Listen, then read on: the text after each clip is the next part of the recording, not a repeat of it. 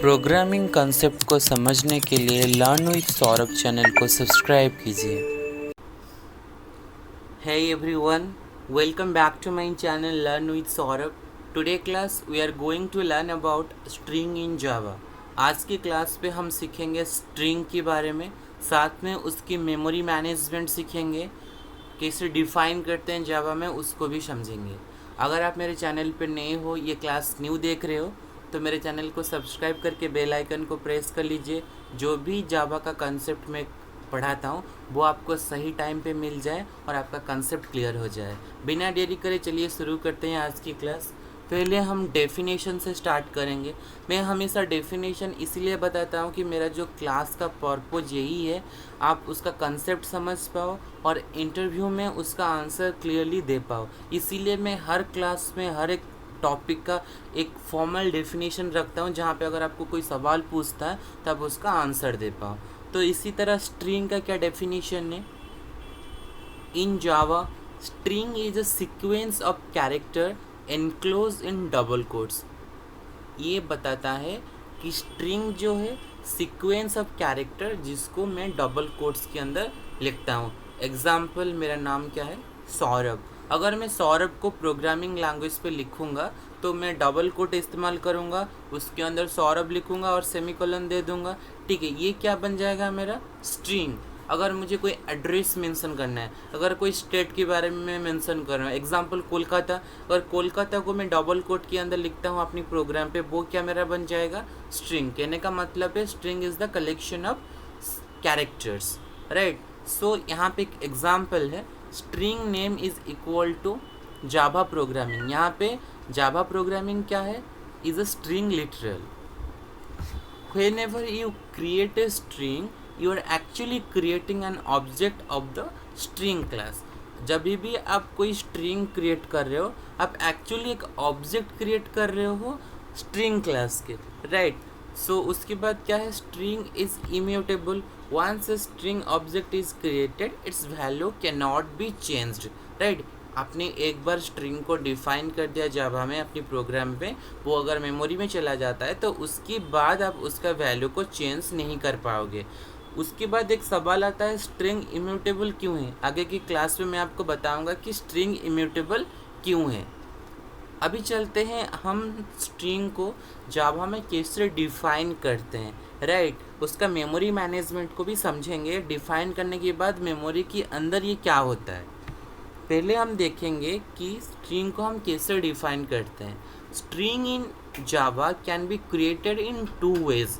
हम जावा में स्ट्रिंग को दो तरीके से बना पाएंगे, ठीक है। हर एक तरीके को हम देखेंगे। पहले देखते हैं कि यूजिंग स्ट्रिंग लिटरल्स, हम लिटरल्स के माध्यम से स्ट्रिंग को बना सकते हैं, राइट। सो मैं आपको अपने कोड एडिटर पे ले जाता हूँ, जहाँ पे मैं दिखाऊंगा कि हम एक स्ट्रिंग लिटरल के माध्यम से कैसे स्ट्रिंग को डिफ़ाइन करते हैं। तो चलिए मेरे कोड एडिटर पे, यहाँ पे आप मेरे कोड एडिटर पे आ चुके हो, राइट। तो यहाँ पे हम क्या करेंगे? हम एक स्ट्रिंग बनाएंगे, उसके बाद उसका एक नेम प्रोवाइड करेंगे, राइट।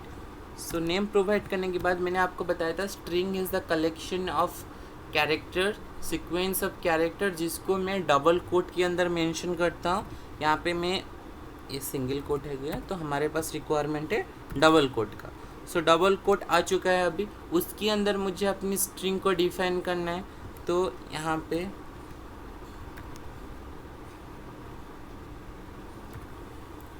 राइट, सो मैं उसको प्रिंट करना चाहूँगा।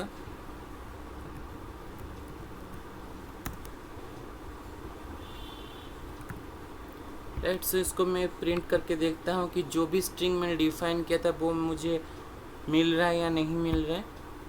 Let's check.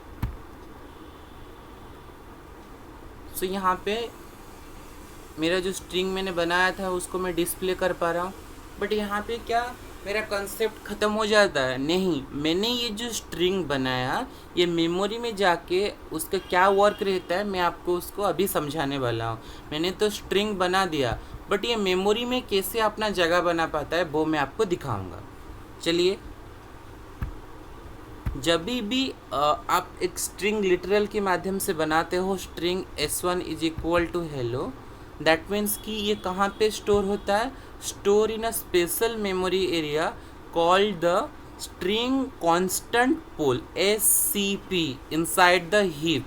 जब भी आप डेटा को स्टोर करते हो, कोई भी वेरिएबल के अंदर कोई वैल्यू को स्टोर करते हो, दैट मीन्स कि वो स्टैक फॉर्म में स्टोर हो सकता है। स्टैक मीन्स एक के ऊपर एक के ऊपर एक के ऊपर, या हीप के अंदर स्टोर होता है। तो यहाँ पे क्या हुआ, जब भी आप यहाँ पे string s1 is equal to hello लिख दिया, सो यहाँ कहाँ पे स्टोर होगा, एक स्पेशल मेमोरी एरिया जिसको हम बोलते हैं स्ट्रिंग कांस्टेंट पूल।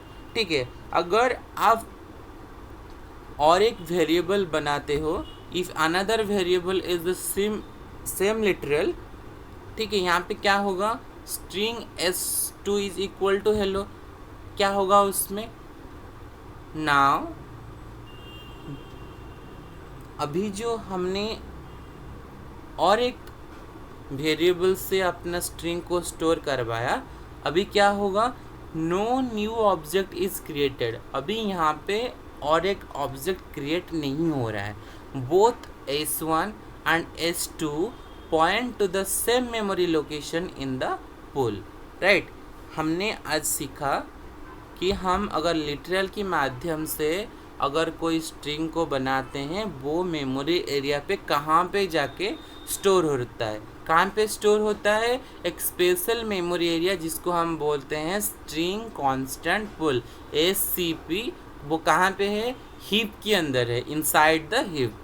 राइट, सो अगर हम और एक वेरिएबल ले जाते हैं, उसमें अगर स्ट्रिंग को स्टोर करते हैं, तो उसके लिए मेरे पास और एक ऑब्जेक्ट क्रिएट नहीं होगा, दोनों s1 s2 पॉइंट करेंगे सेम मेमोरी लोकेशन को। दूसरा और एक वे क्या है जिससे हम स्ट्रिंग को बना पाएंगे, with the help of new keyword. हम न्यू कीवर्ड के माध्यम से भी स्ट्रिंग को बना पाएंगे। उसका सिंटैक्स क्या है, string s3 is equal to new string के अंदर डबल कोट में जो भी मुझे प्रोवाइड करना है अपना स्ट्रिंग में वहाँ पे मेंशन कर सकता हूँ। राइट, सो उसमें क्या होगा, उसका मेमोरी मैनेजमेंट कैसे होगा, always create a new object in heap memory outside the SCP even if hello already exists in the SCP, a duplicate object will be created in heap। Right, so हमने क्या देखा, हमने जब literal के माध्यम से क्रिएट कर रहे थे वहाँ पे दूसरा ऑब्जेक्ट क्रिएट नहीं हो रहा था, बट जब हम न्यू कीवर्ड के माध्यम से यूज़ कर रहे हैं, अगर ऑलरेडी एग्जिस्ट है, एक डुप्लीकेट ऑब्जेक्ट भी क्रिएट हो जाएगा हीप के अंदर। अभी देखिए यहाँ पे एक मेमोरी मैनेजमेंट है, उसका डायग्राम है, जहाँ पे दो हम स्ट्रिंग बनाए s1 s2, वो कैसे मेमोरी में जाके स्टोर होता है उसका डायग्राम, विजुअल डायग्राम आपके सामने है। आप उसको स्क्रीनशॉट ले लीजिए आपके रेफरेंस के लिए। अभी हम देखेंगे छोटा सा पॉइंट देखेंगे हीप के बारे में। हीप क्या होता है, मैंने आपको हीप बताया, मेमोरी एरिया है जहाँ पे जब हम वेरिएबल में डेटा स्टोर करते हैं, इधर स्टैक फॉर्म में स्टोर होता है और हीप फॉर्म में स्टोर होता है। बट वो हीप क्या होता है उसके बारे में मैं आपको एक शॉर्ट इन्फॉर्मेशन प्रोवाइड कर देता हूँ। हीप क्या होता है, heap memory is a special part of JVM memory where object are stored at runtime। runtime में ऑब्जेक्ट स्टोर होता है हीप में। all class instance object are array are allocated in the heap। Right, उसके बाद उसके क्या characteristic है, share memory, managed by garbage collector, dynamic allocation. Right, उसके बाद आता है, हमने और एक बात बताया था, एक स्पेशल मेमोरी एरिया जिसको हम बोलते हैं string constant pool. String constant pool क्या होता है, स्ट्रिंग कांस्टेंट पूल एक special memory area inside heap where unique string literal are store. String constant pool एक स्पेशल मेमोरी एरिया है हीप के अंदर जहाँ पे यूनिक स्ट्रिंग लिटरल जो है स्टोर होता है।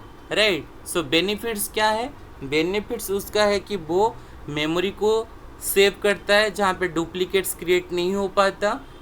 सेकेंड पार्ट क्या है, improves performance by reusing existing string, right. अभी हम देखेंगे कि स्ट्रिंग क्यों इम्यूटेबल है जावा में, right. Why string is immutable in Java. So number one reason, security. तो सिक्योरिटी रीज़न में क्या ऐसा होता है जिसकी वजह से उसको इम्यूटेबल होना पड़ रहा है, used in passwords, URL connections और नेटवर्क कनेक्शंस। एग्जाम्पल, जो भी एप्लीकेशंस बनता है उसमें यूज़र आईडी सेट किया गया है, अगर वो म्यूटेबल हो जाएगा कोई भी उसको चेंज कर सकता है। अगर किसी ने चेंज कर लिया उसका जो सिक्योरिटी पॉलिसी है वो हैम्पर होगा, जिसकी वजह से वो एप्लीकेशंस और रिलायबल नहीं रहेगा। इसकी वजह से स्ट्रिंग जो है इम्यूटेबल है। Number two reason, string pool, यानी कि मेमोरी एफिशिएंसी। जो भी स्ट्रिंग हम बनाते हैं वो कहाँ पे जाके स्टोर होता है, स्ट्रिंग कांस्टेंट पूल में यूज़ होता है। स्ट्रिंग कांस्टेंट पूल में स्टोर होता है और उसको हम रीयूज़ कर पाते हैं। अगर वो म्यूटेबल है, एक ही परिवर्तन से सारा सीक्वेंस में ये अफेक्ट डाल सकता है। इसकी वजह से स्ट्रिंग जो है इम्यूटेबल है। Number three, hashing, right. अगर मैं वैल्यू को चेंजेस करता हूँ तो हैश कोड में भी चेंजेस आएगा। हैश कोड में चेंजेस आएगा तो मेरा जो डेटा है वो लॉस्ट हो जाएगा, राइट। नंबर फोर रीज़न क्या है, thread safety. Immutable objects are safe to share across threads, so no synchronization required. तो थ्रेड सेफ्टी की वजह से स्ट्रिंग जो है इम्यूटेबल है। Performance, JVM can cache and reuse strings, save memory and increase speed। Performance की वजह से भी स्ट्रिंग जो है इम्यूटेबल है जावा में।